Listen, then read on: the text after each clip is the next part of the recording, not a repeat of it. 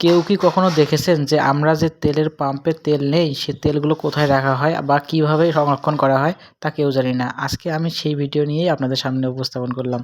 আমি নিজেও দেখলাম এবং আপনাদেরও দেখার সুযোগ করে দিলাম। আমি নিজে কেন দেখব, আপনাদেরও দেখাই। আজকে দেখলাম যে তেলের পাম্প নষ্ট হয়ে গেছে, হঠাৎ করে তেল আসতেছে না।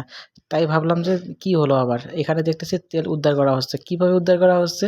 এখানে তেলের লাইনের সমস্যা অর্থাৎ জাম লাগছে, যার কারণে তেলগুলো ঠিকমতো মেশিনে আসতেছে না। মেশিনে না আসার কারণে তেলের লাইন দিয়ে তেলও বের হচ্ছে না। আজকে সেই তেলগুলোই আবার এই ছোট বাচ্চাটার দ্বারাই উদ্ধার করা হচ্ছে, কারণ এই গর্তটা তো অত বড় না, যার কারণে বড় মানুষ নামা যাচ্ছে না। এই ছোট বাচ্চাটার দ্বারাই তেল উদ্ধার করা হচ্ছে অথবা তেলের লাইন পরিষ্কার করা হচ্ছে। দেখেন, এই বালতি দিয়ে তেল উঠানো হচ্ছে, আবার বালতিটা ছিল ফুটা, যার কারণে তেল পড়ে যাচ্ছে।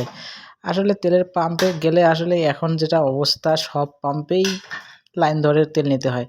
আমি যেভাবে তেল নিচ্ছি আপনাদের দেখাচ্ছি যে কীভাবে তেল নিতে হয়। তবে এলাকার পরিবেশটা অনেক কিন্তু সুন্দর ছিল। কারা, কারা তেলের লাইনে দাঁড়িয়ে তেল নিছেন তারা সবাই একটু কমেন্টে বলে যাবেন অবশ্যই। কারণ তেলের লাইনে যারা তেল নেয় তারা জানে কত রোদে কত পরিশ্রম করে তেল নিতে হয়। তেলের দাম আকাশচুম্বী হওয়ার পরেও কিন্তু তেল যে পাচ্ছি আমরা, এটাই কিন্তু সৌভাগ্য। কেমন লাগলো আমার ভিডিওটা অবশ্যই কিন্তু জানাবেন সবাই।